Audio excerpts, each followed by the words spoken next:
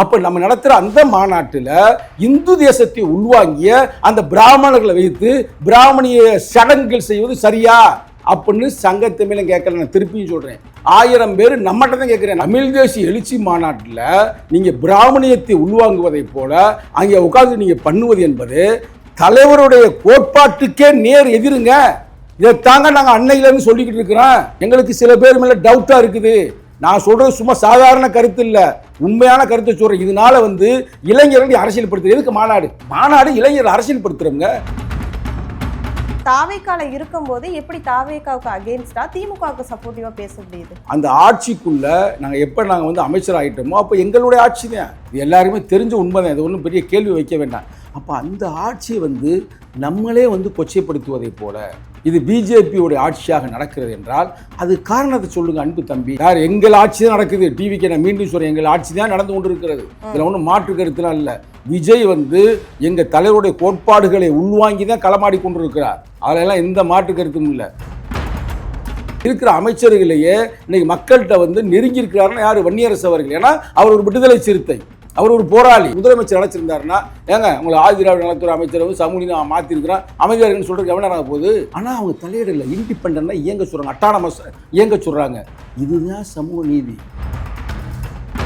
ஆம்ஸ்ட்ராங்குடைய கொலை வழக்கு இருக்கு பார்த்தீங்களா? ஆனால் சிபிஐக்கு போகக்கூடாதுன்னு சொன்ன கட்சி எந்த கட்சி? திமுக. ஆனால் இவங்க ஆட்சிக்கு வந்ததுமே டக்குன்னு சிபிஐ போங்க போட்டாரா போலையா? அப்போ தலித்து மக்கள் விடுதலையில் தெளிவாக இருக்கிறார். இன்னொன்று 8 அமைச்சர் தர்றாங்க. நான் ஒரே ஒரு கேள்வி கேட்குறேன். போன ஆட்சியில் திமுகவில் ஆதி திராவிட நலத்துறை அமைச்சர் யாருங்க?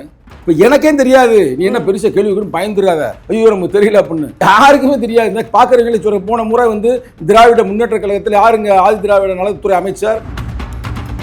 இவர் இன்னும் 2-3 மாசம் ஆக போதுங்க. ஆனால் இவ்வளவு இதுலேயே இவ்வளவு செயல் திட்டங்களை நடைமுறைப்படுத்தி கொண்டிருக்கிறார். அப்படி இருக்கிற பார்த்து நீங்க பிஜேபி ஆட்சி நடத்துறீங்க, பிஜேபி சொல்லி நடத்துறீங்க அப்படின்னா எவ்வளவு ஒரு இது எப்படி நான் என்ன சொல்ற, ஒரே கட்சிக்காரு என்னப்பா சங்கத்தமிழும் பழைய ஆளு இவ்வளவு நெருக்கமாக இருக்கிற ஆளு, அவரையே தூக்கி தலைவர் வெளியில் போட்டார். யாருக்காக போட்டார்? நம்மளை மாதிரி ஆட்களுக்காக போட்டார். அதெல்லாம் உண்மை. எனக்கும் தலைவனுக்கு என்ன ஒரு பிரச்சனையும் இல்லை. எங்கள் தலைவனை இப்போ நாளை காலையில் போய் பார்த்தோன்னா நாளாண்டிக்கு என்னை சேர்த்துருவார்னு வச்சுக்கோங்க. நான் போகலை. தொண்டர்கள் 1000 பேர் ஃபோன் பண்ணுறேன், அந்த வழியில் பேசுகிறேன். அப்போ இப்படி ஒரு சூழ்நிலை அந்த தம்பி என்ன பண்ணு, ஒரு பக்குவமாக நமக்கு இவ்வளோ பெரிய பதவி திமுகலாம் கொடுப்பாங்களா? இது மேலே கொடுத்துருக்கே வாய்ப்பு இல்லை. ஆனால் இப்போ நம்ம கட்சியில் ஒரு முதலமைச்சராக ஒரு இஸ்லாமியர் கொடுக்கும் பொழுது அவர் அட்லீஸ்ட் பேசுறதுக்கு முன்னாடி தலைவர்கிட்ட கேட்டுட்டு பேச. இப்போ வெளியே இருக்கிற என்ன கேட்குறாங்க, தலைவர் சொல்லி தான் பேசுகிறாங்களா? நேற்றே எனக்கு முக்கியமான ஒரு அமைச்சர் ஃபோன் பண்ணார். வரவுமே என்னண்ணே இப்படி நடக்குதுன்னே, இப்படி தலைவர் சொல்லியா பேசுகிறாங்க? நான் ஓப்பனாக சொல்கிறேன், தலைவருடைய ஒப்புதலோட பேசுகிறாங்களா அப்படின்போது நான் ஓப்பனாக சொன்னேன், எங்கள் தலைவர் எப்படி என்னை பேசுவதற்கு இதை பேசுடா பேசலன்னு சொல்லலை.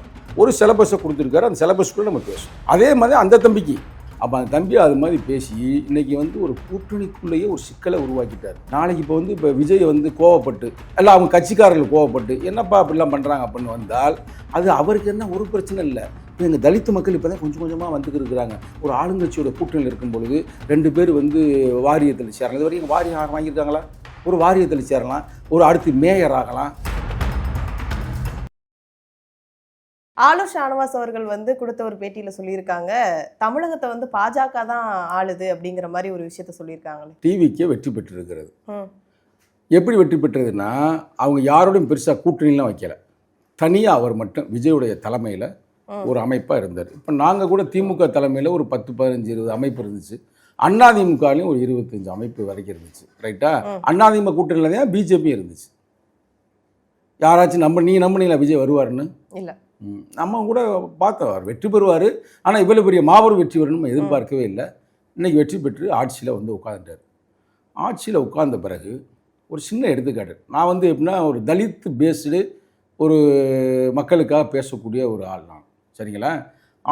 ஆம்ஸ்ட்ராங்குடைய அந்த கொலை வழக்கு இருக்குது பார்த்தீங்களா, பரவலாக அதை பற்றி ஒரு பேசும் பொருள் இருந்துச்சு. இதுக்கு பின்னாடி திமுக தான் இருக்குது, சில அமைச்சர் பெருமக்களே அதில் தலையிடுறாங்க அப்படின்ற மாதிரி சொல்லிக்கிட்டாங்க. எவ்வளோன்னு நமக்கு தெரியலை. அவர் பெரிய ஒரு போராளி, தலித்து மக்கள் விடுதலைக்காக சென்னை மாநகரில் மட்டுமல்ல தமிழகம் பூரா போராடியவர். எங்கள் தலைவருக்கு கூட நெருங்கிய நண்பர். இப்போ என்கிட்ட கூட எங்கள் தலைவரை பற்றி கேட்கும்போது பெரியண்ணா அப்படின்னு சொல்லுவாப்புல. இப்போ நமக்கே அந்த வருத்தறிஞ்சு பட்ட பகலில் ஏறக்குறைய இவனின்றது பட்ட பகல் தான், ஒரு பெரிய கொலையே நடந்து போயிடுச்சு, கண்டுபிடிக்காமல் அப்படி திருறாங்கல்ல அப்படின்னு பொழுது சரி அப்போ சிபிஐக்கு போனால் தான் கரெக்டாக இருக்கும்னு அது சிபிஐக்கு மாற்றுறாங்க. ஆனால் சிபிஐக்கே போகக்கூடாதுன்னு சொன்ன கட்சி எந்த கட்சி? திமுக. நான் இருக்கேன் உங்களுக்கு. இப்போ இவங்க ஆட்சிக்கு வந்த பிறகு யாரும் கோரிக்கையெல்லாம் வைக்கலை. சிபிஐக்கு போனதை கூட அந்த ஆட்சியாளர்கள் திருப்பி அதை மாற்றி போடுறாங்க. போகக்கூடாது அப்படின்னு கோர்ட்டுக்கு போகிறாங்க. கோர்ட்டு போய் நீ சிபிஐக்கு போகக்கூடாதுன்னு பிரச்சனை பண்ணுறாங்க. ஆனால் இவங்க ஆட்சிக்கு வந்ததுமே டக்குன்னு சிபிஐக்கு போங்க போட்டாரா போலையா? அப்போ தலித்து மக்கள் விடுதலையில் தெளிவாக இருக்கிறார். நல்லா கேட்டுங்க. இன்னொன்று 8 அமைச்சர் தர்றாங்க. தலித் அமைச்சர் 8 அமைச்சர்ன்றது இந்திய அரசியலே ஒரு வரலாறுங்க. புரட்சியாளர் அம்பேத்கர் என்ன சொல்கிறாரு 37வது தொகுப்பில் என்ன சொல்கிறாருன்னா, முக்கியமான கருத்து, இப்போ நான் இடஒதுக்கீடு வாங்கி கொடுத்துட்டேன், அதுமாதிரி ரிசர்வ் தொகுதி நான் வாங்கி கொடுத்துட்டேன், இதெல்லாம் நான் நல்லா செஞ்சு கொடுத்துட்டேன். ஆனால் ஒரு எம்எல்ஏ கூட நீங்கள் ஆயிடுவீங்க. ஆன பிறகு நீங்கள் அமைச்சராவதற்கான வாய்ப்புகள் இருக்கா என்னன்னு தெரியாது. ஆனால் அதுலேயும் ஒரு இடஒதுக்கீடை வாங்கி தர வேண்டும் முயற்சிக்கிறேன். ஆனால் இப்போ நம்ம அமைச்சர் பதவியெல்லாம் விட்டு வெளியில் வந்துட்டேன், வருங்காலத்தில் அதுக்காக போராடுங்கள் அப்படின்னு சொல்கிறாருங்க. அப்படியே இருக்குங்க. டீட்டெயில் நான் பார்த்தேன் 37வது தொகுப்பில் படிக்கும் யதார்த்தமாக. ஆனால் இன்றைக்கி வந்து அந்த விழுக்காடில் 8 அமைச்சர் கொடுக்குறான் சாதாரண விஷயமாங்க. அப்போ அந்த அமைச்சர் ஒதுக்கப்படும் பொழுது கூட எவிடன்ஸ் கதிர அந்த பாயிண்ட் எழுதுறாரு. பெர்சன்டேஜ் வைஸில் ஒரு 7-8 அமைச்சர் கொடுக்கணும்னு. நான் கூட அதை எடுத்து அவருடைய பேஸ் பண்ணி நானே எழுதுறேன். அதுக்காக நாங்கள் எழுதுனதுனால தான் அவங்க கொடுத்தாங்க அப்படின்னு நான் சொல்ல வரல. அப்போ அந்த இடத்துலையும் தலித்து மக்களுக்காக கொடுக்குறாப்புல. அவங்களோட உரிமையை தானே கொடுக்குறாங்க. அது வந்து கொடுக்க வேண்டிய இடத்துல இருக்கிறதுனால தானே கொடுக்குறாங்க. என்னமோ அதை பெருசாக பேசுறது. சூப்பர், நல்ல கேள்விமா, உங்களை பாராட்டுகிறேன். இதுக்கு முன்னாடி ஏமா திமுக கொடுக்கல? நாங்கள் தான் வந்து சமூக நீதிக்காக போராடுவோம், பெரியார் மண், திராவிட மண், சமூக நீதினா நாங்கள் தான் இம்ப்ளிமெண்டேஷனே பண்ணோம், நாங்கள் தான் வந்து எஸ்சி மக்களுக்கெல்லாம் நாங்கள் வந்து ஆனால் நீதிபதி ஆக்குறோம் அப்படிலாம் சொன்னவங்க தானே. நீங்கள் கொடுத்துருக்காங்களா உங்களுக்கு தெரிய? மேக்ஸிமம் கொடுத்து 2, 3, 4 அவ்வளோதான் கொடுப்பாங்க. அதிமுக அப்படி தான் கொடுக்கும். நான் ஒரே ஒரு கேள்வி கேட்குறேன். இப்போ நீங்கள் கொஞ்சம் காலமாக நீங்கள் வந்து ரொம்ப ஃபேமஸான ஒரு ஆங்கர் ஆகிட்டீங்க. போன ஆட்சியில் திமுகவில் ஆதி திராவிட நலத்துறை அமைச்சர் யாருங்க? யாருமா? இப்போ எனக்கே தெரியாது. நீ என்ன பெருசாக கேள்வி பயந்துடாத, ஐயோ நமக்கு தெரியல அப்படின்னு. யாருக்குமே தெரியாது. இந்த பார்க்குறவங்களே சொல்ற, போன முறை வந்து திராவிட முன்னேற்ற கழகத்தில் யாருங்க ஆதி திராவிட நலத்துறை அமைச்சர், அண்ணா திராவிட முன்னேற்ற கழகத்தில் யார் ஆதி திராவிட அமைச்சர் அப்படின்னா தெரியாது. ஒரு அம்மா இருந்துச்சு, ஒரு பெண்மகள் இருந்துச்சு, உங்களை மாதிரி ஒரு பெண்மகள் தான் இருந்தாங்க. இன்னொருத்தன் பெண்மகளை மாற்றி விட்டு மதிவாளனா ஒருத்தனை மாற்றினாங்க. ஆனால் இவங்க வாயை திறந்து எங்கேயுமே பேசக்கூடாது, வெளியில் வந்து பேட்டி கொடுக்கக்கூடாது, சும்மா ஒரு மூலையில் தான் உட்காரணும். இப்போ நான் போய் சொல்கிறதா இருந்தால் என் மேலே வழக்கே போடலாம்ல. எதுவும் பேசக்கூடாது, தாட்கோக்கு எதுவுமே பணமே ஒதுக்க மாட்டாங்க. ஆனால் இன்னைக்கு ஆதி திராவிட நலத்துறை அமைச்சர் யார்? சமூக நீதி நலத்துறை அமைச்சர் யாருங்க உங்களுக்கு கேட்குறேங்க? சொல்ல பேர் தெரியல.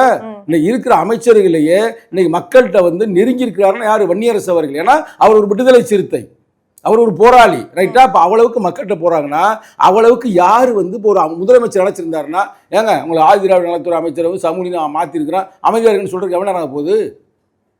எவ்வளோ நேரம் ஆக போகுது? ஆனால் அவங்க தலையிடல, இண்டிபெண்டா இயங்க சொல்றாங்க, அட்டானமஸ் இயங்க சொல்றாங்க. இதுதான் சமூக நீதி. இதுக்கு பேர் தான் பெரியார் மண்ணு, இதுக்கு பேர் தான் புரட்சி அம்பேத்கர் கோட்பாட்டை உள்வாய் களமாடக்கூடியவர்கள். அவங்கள பார்த்துக்கிட்டு நீங்கள் போய்கிட்டு இன்னும் நிறைய நாள் அடிக்கிட்டு உங்களுக்கு சொல்லிட்டே போகலாம். ஏன் கவினியுடைய அந்த கவின் அவருடைய நேத்தோடு அவங்களுக்கு ஓராண்டு ஆயிருச்சு. அந்த அம்மாவை கூட கைது பண்ணலை. யாரு?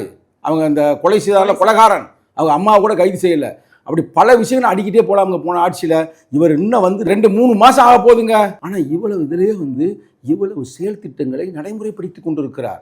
அப்படி இருக்கிற பார்த்து நீங்கள் பிஜேபி ஆட்சி நடத்துறீங்க, பிஜேபி சொல்லி நடத்துறீங்க அப்படின்னா எவ்வளோ வந்து ஒரு இது எப்படி வந்து நான் என்ன சொல்ற, ஒரே கட்சிக்காரு, நான் வேறு இடைநீக்கத்தில் இருக்கிறேன், மேற்கொண்டு ஏதாவது பேசி மேற்கொண்டு சஸ்பெண்ட் பண்ண அவனை டிஸ்மிஸ் பண்ணி விட்டாங்கன்னா அது வேற சிக்கல். நாங்களாம் வந்து ஒரு முதன்மை செயலாளர் தான் ஆலூர் ஷானவாஸ் அவர்கள் இருக்காங்க. ஆமாம்மா. அவங்க இப்போ விசிகா எதுக்குள்ள இருக்கு அப்படின்னா குறிப்பாக அது தாவேக்கா கூட தான் இப்போ இருக்கு. அப்போ தாவேக்கால இருக்கும்போது எப்படி தாவேக்காவுக்கு அகெயின்ஸ்டா திமுகவுக்கு சப்போர்ட்டிவா பேச முடியுது? எங்கள் தலைவருடைய அந்த கனவு கோட்பாடு தான் ஆட்சியிலும் பங்கு, அதிகாரத்திலும் பங்கு. சரிங்களா? அதிகார பயிர்வு நடந்தாதான் அது உண்மையான ஜனநாயக ஆட்சியாக இருக்க முடியும் அப்படின்னு தலைவர் அந்த கோட்பாட்டில் சொல்கிறாரு. இப்போ உங்கள் ஆட்சிக்கு வந்ததுமே நாங்கள் சப்போர்ட் கொடுத்ததுமே எங்களுக்கு ஒரு அமைச்சர் கொடுத்துருக்குறாங்க. இப்போ ஏறக்குறையா இல்லை நொல்ல அப்படின்னு நம்ம என்ன சொன்னாலும் கூட அந்த ஆட்சிக்குள்ளே நாங்கள் எப்போ நாங்கள் வந்து அமைச்சர் ஆகிட்டோமோ அப்போ எங்களுடைய ஆட்சி தான். இது எல்லாருமே தெரிஞ்ச உண்மை தான், இது ஒன்றும் பெரிய கேள்வி வைக்க வேண்டாம். அப்போ அந்த ஆட்சியை வந்து நம்மளே வந்து கொச்சைப்படுத்துவதை போல இது பிஜேபியோடைய ஆட்சியாக நடக்கிறது என்றால் அது காரணத்தை சொல்லுங்கள் அன்பு தம்பி அப்படின்னா, அவர் இதே ஒரு தலைமை செயலாளரோ இல்லமோ ஒரு கவர்மெண்ட்டில் ஒரு ஆள் வந்து தேர்தலில் அப்போ போட்டாங்க, அதே ஆள் தான் இப்பயும் தொடர்றாரு, அப்போ அதுவாக தான் இருக்குன்றாரு. அப்போ நான் சொல்கிறேன், அப்போ போட்டவர் தான் மணிவாசகம். நான் திருப்பியும் சொல்கிறேன், ஹோம் செக்ரட்டரி, ரைட்டா? அவர் வந்து நேர்மையானவர், பேர் எடுத்தவர். அவரும் யார் போட்டா? தேர்தல் அதிகார டயத்துல தான் போட்டாங்க. ஆனால் இன்னைக்கு அவர் கண்டினியூஸாக இருக்காருல்ல. அவர் எப்படி இருக்கார்? கண்டினியூட்டியாக இருக்கிறாரு. அதனால் நம்ம அதெல்லாம் வச்சு மையமாக பேச முடியாது. நாங்கள் ஏதாவது சங்கிப்பயல்களுக்கு ஆதரவாக, யார் எங்கள் ஆட்சி தான் நடக்குது, டிவிக்கு நான் மீண்டும் சொல்கிறேன், எங்கள் ஆட்சி தான் நடந்து கொண்டு இருக்கிறது, இதில் ஒன்றும் மாற்று கருத்துலாம் இல்லை. விஜய் எங்கள் தலைவருடைய கோட்பாடுகளை உள்வாங்கி தான் களமாடி கொண்டு இருக்கிறார். அதிலெல்லாம் எந்த மாற்று கருத்தும் இல்லை. இவ்வளவுக்கு இன்னைக்கு சமூக நீதினா என்ன அப்படின்னு இன்னைக்கு பல நல திட்டங்களையும் செய்து கொண்டு இருக்கிறார்கள். பார்ப்போம், ஒரு 6 மாதம் வரைக்கும் பொறுத்திருந்து பார்ப்போம். இப்போ உடனே நீங்கள் சொன்ன மாதிரி ஒரு முதன்மை செயலாளர், இன்னைக்கு முதன்மை செயலாளர்னா ஒரு சாதாரண போஸ்டில் நெறியாளர் அவர்களே உங்களாம் தெரியாது. என் கட்சியில் உஞ்சை அரசன் ஐயா பெரிய ஒரு ரைட்டர் இன்னைக்கு நம்மளோட இல்லை, பாவரசு மக்கள் போராளி, இவங்க இருந்த அந்த பதவி தான் முதன்மை செயலர். அந்த பதவியில் தம்பி எப்போ வந்தார் நினைக்கிறீங்க? 2007-08 தான் வேளச்சேரி தீர்மானம்ன்ற அந்த கருத்தை கோட்பாடுகள் உள்வாங்கி எல்லா ஜனநாயக சக்தியும் வர சொல்கிறோம். அதில் தான் தம்பி வர்றாரு. 2007-08 வேளச்சேரி தீர்மானம் போட்டதுமே பல நான் தலித்துகள்லாம் உள்ளே வர்றாங்க. பல நான் தலித்துகள் அதில் கலைக்கூட்டு உதயம் வர்றாரு. நம்ம இவரெல்லாம் ஆரம்பத்திலேருந்தே தலைவருக்கு நண்பர், அவரும் பாவம் இல்லை, இப்போ அவர் முன்னாள் பொருளாளர் முகமது யூசுப். இப்போ அந்த முகமது யூசுப் கோட்பாடுகளை உள்வாங்கி தான் 2011க்கு முன்னாடி தான் 11-12 அந்த டைம் நினைக்கிறேன். அப்போ தான் அந்த தம்பி முத உள்ளே குதிக்கிறார். நல்லா கொஞ்சம் பேசுவார் கொள்வார். முத அவர் எனக்கு சன்னாதான் ஒரு முகம் அறிமுகப்படுத்தி வச்சாப்புல, அப்படியே வருவாப்புல அமைதியாக. சரி நல்ல தம்பிடா அப்படி நம்ம நினச்சிக்கிறோம். இப்போ வந்தவே தலைவர் அவ்வளோ கொடுக்குறாருன்னா நல்ல டிவியில் பேசுகிறாரு, ரைட்டாக முகத்தை பார்த்தாலும் கூட ரொம்ப அப்புறம் ஆணி பையனா நல்ல தம்பி மாதிரி இருக்குது அப்படின்ற ஒரு சூழ்நிலை. அவரே இதை பத்தி அந்த வீடியோல பேசியிருக்காரு. சொல்றாரு, நான் தலிதா இல்லாம ஒரு முஸ்லீமா இந்த கட்சியில நான் இணையறதுக்கு 2007 நான் இணைஞ்சேன். ஆனா சில பேர் சொல்றாங்க நான் பைபாஸ்ல வந்துட்டேன், நான் குறுக்க வந்துட்டேன், நான் நேரம் வந்துட்டேன், அதனாலதான் சில பேர் என்னை விமர்சனம் பண்றாங்க. நான் விசிகால இணையறதுக்கு முன்னாடியே ஒரு 5 வருஷமா நான் விசிகாவை தொடர்ந்து அதுக்கு விசிகா காண்டி குரல் கொடுத்துக்கிட்டு இருந்தேன் அப்படிங்கிற மாதிரி நல்ல குரல் கொடுக்கணும். அதெல்லாம் விமர்சனம் பண்ண வேண்டாம். இந்த ஆனூர் ஷானவாஸ் அவர்கள் இது சும்மா ஒரு திமுகவை போலையோ அதிமுக போலவோ இது ஏதோ ஒரு சில காரணக்காக உருவாக்கப்பட்ட கட்சி இல்லை. நீங்களாம் பார்த்தீங்கன்னா திமுகவில் பெரிய பெரிய கோடீஸ்வரங்க இருப்பாங்க, பெரிய பெரிய தாத்தா அப்பா அப்படி தான் குடும்ப அரசுன்னு வருது. திமுக கொண்டு வருது, அதிமுக அப்படி வெறும் ஊழல்கள்னு கடைசியாக அந்த அம்மையாரே ஊழல் வழக்கில் போனாங்க. விடுதலை சிறுத்தை அப்படி அல்ல. இது ரத்தம் சிந்தி உருவாக்கப்பட்ட ஒரு அமைப்பு.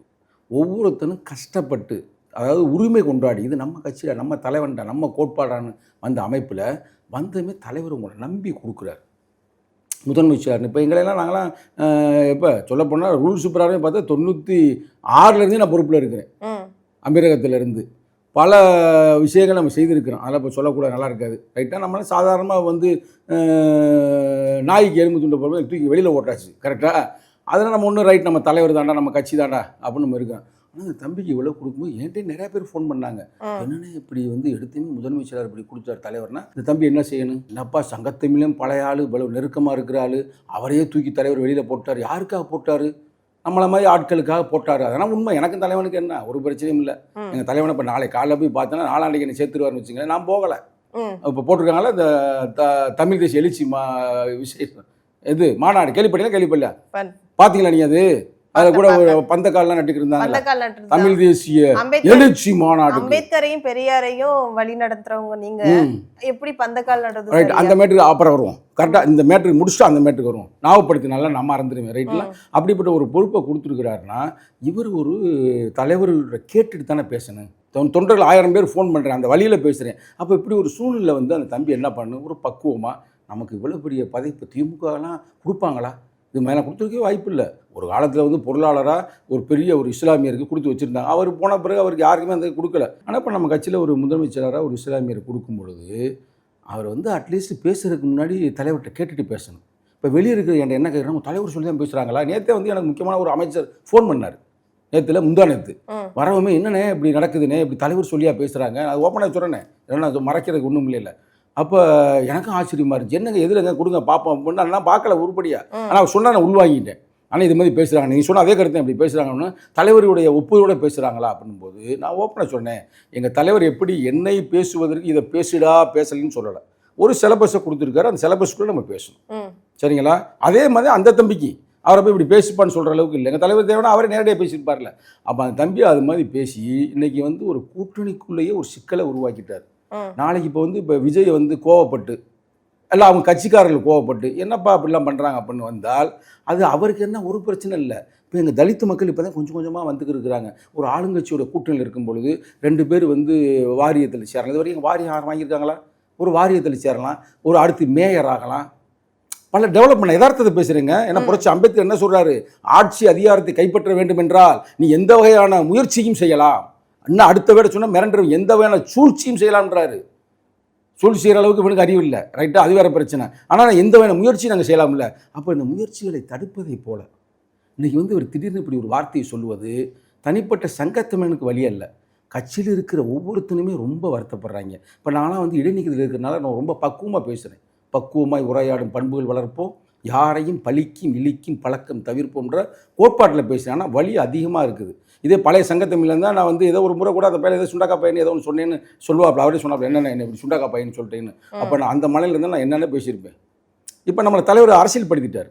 உரிய இடமறிந்து உரையாடல் வேண்டும், வீணில் உளறிடும் வெறும் பேச்சை தவிர்த்திட வேண்டும்னு சொல்லியிருக்கனால இப்போ இது நம்ம திருப்பி சுண்டாக்கா பையன்னு சொல்ல முடியாது. ஆனால் நம்ம சொல்லவும் இல்லை. ஆனால் தம்பி நீங்கள் பேசுகிறதுலாம் தப்பு தம்பி, இல்லை உண்மையிலே தலைவர் சொல்லி தான் பேசினாரா அப்படின்னு ஏன்டா கேட்குறாங்க. ஆனால் தலைவர் சொல்லியிருக்க மாட்டார். நான் அதை அடித்து சொல்ல முடியும். ஆனால் இந்த மேட்ரு அப்படியே ஏதோ முடிச்சுக்கிறோம். இது ஒரு மேட்ரு இப்படி ஓடிக்கிட்டு இருக்கு. இங்கிட்டு பார்த்தா இந்த கட்சி என்னங்க இது, சனாதனம்ன்ற சொல்லாடலை முத கொடுத்ததே எழுச்சி தமிழருங்க இந்த மண்ணில். அப்போ சனாதனம்னா என்ன? சங்கிகளை எதிர்ப்பது. அப்போ இந்தியாவில் வந்து நாங்கள் தான் முத ஒரு மொழியை மையமாக வைத்து பல மாநாடு நடத்தியிருக்கிறோம். அது மாதிரி இன்றைக்கி வந்து தமிழ் தேசிய எழுச்சி மாநாடு. என்னது தமிழ் தேசிய எழுச்சி மாநாடுங்க. தமிழ் தேசியம்னா என்ன? அவங்களாம் நிச்சயம் என்னோட அறிவாளி நிறையா தெரியும், அறிவாளி பட்டம்லாம் வாங்கியிருக்கிறாங்கல்ல. தாயகம் தேசியம் தன்னாட்சி வெல்வோம், அதுவே தமிழர் இறையாண்மை உலகுக்கு சொல்லும்னு சொல்கிறான். அப்போ நமக்கு ஒரு இறையாண்மை இருக்குது. அப்போ தமிழ் தேசியம் எதற்கு எதிர்ப்பாக இருக்கிறது? இந்தியாவில் இருக்கின்ற இந்திய தேசத்திற்கு எதிர்ப்பான ஒரு தேசம் தான் தமிழ் தேசியம். அப்போ இந்திய தேசத்துக்கு கூட நாங்கள் எதிரி இல்லை, ஏன்னா நாங்கள் இந்தியாவுடைய கோட்பாடு கொள்கைகளை உள்வாங்கிட்டோம். அப்போ தமிழ் தேசியம் என்பது எங்கள் எழுச்சி தமிழ் சொல்வது இந்து தேசத்திற்கு நாங்கள் எதிரிகள். இந்துன்னு ஒரு தேசத்தை கட்டமைக்க உருவாக்குறாங்களா, சங்கித்தனமாக உருவாக்க பார்க்குறாங்களே, இந்தியாவை இந்தியர்கள் தான் ஆளணும், இது இந்திய ஆனால் இந்திய ராஷ்டிரமாக அறிவிக்க வேண்டும் என்ற ஒரு மறைமுக செயல் திட்டத்தில் பிஜேபி இயங்கி கொண்டிருக்கிறது. அதில் எந்த மாட்டுக்கருத்தில் அந்த இந்து தேசத்தை எதிர்ப்பதற்காகத்தான் நாங்கள் தமிழ் தேசிய எழுச்சி மாநாடு நடத்துகிறோம் தலைவரே சொல்றாரு. அப்ப தலைவருக்கு பொறுமா தாயே பொறு நல்லா இருப்ப முக்கியமான மேட்ரு பேசும்போது. அப்ப அவர் தலைவருக்கு அடுத்த இடத்துல இருக்கிறது சங்கத்தமிழன் இல்லை, இல்லை எந்த அமைப்பு செயலாளர் இல்லை, எந்த வந்து இது பொருளாளர் இல்லை, யார் இருக்கு அடுத்து? கட்சியோடைய பொதுச் செயலாளர்கள் தான் இருக்கிறாங்க. தமிழ் தேசியம்னா இதுதான் அப்படின்னு டிஃபெண்ட் பண்ணிட்டாப்ல. அப்ப இந்து தேசியம்னா என்ன? இந்து தேசியம் என்பது பிராமணியத்தை உள்வாங்கியது. அங்கே வந்து நீங்க பிராமணிய கோட்பாட்டுகளை உள்வாங்கி நீங்க மக்களை பிரிக்க கூடாதான கருத்து. அப்ப நம்ம நடத்துற அந்த மாநாட்டில் இந்து தேசத்தை உள்வாங்கிய அந்த பிராமணர்களை வைத்து பிராமணிய சடங்குகள் செய்வது சரியா அப்படின்னு சங்கத்தமிழன் கேட்கல. நான் திருப்பியும் சொல்றேன், 1000 பேர் நம்மகிட்ட தான் கேட்குறேன். தமிழ் தேசிய எழுச்சி மாநாட்டில் நீங்கள் பிராமணியத்தை உள்வாங்குவதை போல அங்கே உட்கார்ந்து நீங்கள் பண்ணுவது என்பது தலைவருடைய கோட்பாட்டுக்கே நேர் எதிருங்க. இதைத்தாங்க நாங்கள் அன்னையிலேருந்து சொல்லிக்கிட்டு இருக்கிறோம். அன்னையிலேருந்து என்ன சொல்கிறோம், எங்களுக்கு சில பேர் மேலே டவுட்டாக இருக்குது. நான் சொல்கிறது சும்மா சாதாரண கருத்து இல்லை, உண்மையான கருத்தை சொல்கிறேன். இதனால வந்து இளைஞர்களை அரசியல்படுத்துறது. எதுக்கு மாநாடு இளைஞர்கள் அரசியல்படுத்துகிறவங்க. தமிழ் தேசிய எழுச்சினா என்னடா, நாங்கள் அதுக்கு என்னடா பாடுபட்டு இருக்கிறோம். அதே எங்கள் தலைவரே சொல்கிறாரு, தமிழரசனுடைய தலைமையில் கட்டமைக்கப்பட்டது தமிழ்நாடு தமிழர்களுக்குத்தான் சொந்தம்னு. அதை இப்போ செய்ய முடியாது, தனிநாடு செய்ய முடியாது. மேதகு பிரபாகர் என்ன சொன்னார், அவர் ஒரு தேசியத்தை கட்டமைச்சார் தமிழ் தேசியத்தை. அந்த தமிழ் தேசியம் என்பது யாருக்கு எதிர்ப்புனா சிங்கள பேரினவாதத்திற்கு எதிர்ப்பு. அவரே சொல்றாரு, சிங்கள பௌத்த பேரினவாதத்திற்கு எதிர்ப்பாகத்தான் நான் தமிழ் தேசியத்தை கட்டமைக்கிறேன்னு அவர் கட்டமைச்சார். இவர் எதுக்கு கட்டமைக்கிறார் தமிழ் தேசியத்தை? இவர் கட்டமைக்கிறாரு, இந்தியா தேசியத்தை நாங்கள் ஏற்றுக்கொள்வோம், அதில் எங்களுக்கு பிரச்சனை லிபர்ட்டி, ஈக்குவாலிட்டி, ஃப்ரெண்டர்னிட்டி அண்ட் சோசியல் ஜஸ்டிஸை நாங்கள் ஏற்றுக்கொள்கிறோம். அதுக்கு உட்பட்டு மொழிவாரியான மாநிலங்களுக்கு எங்களுக்கான உரிமை வேண்டும். நாங்கள் இந்தியாவில் வாழ்கின்றோம், பிரச்சனை இல்லை. ஆனால் எங்களை இந்துக்கள் என்று நீங்கள் எங்களை சுமத்தாதீர்கள், இந்துக்கள் எங்களை இழிவுபடுத்தாதீர்கள், ஆகையால் இந்து பேர்களை ஏற்றுக்கொள்ள மாட்டோம். பல வரலாறுங்க, வரலாற்று நாயகன் தான் எழுச்சி தமிழர்.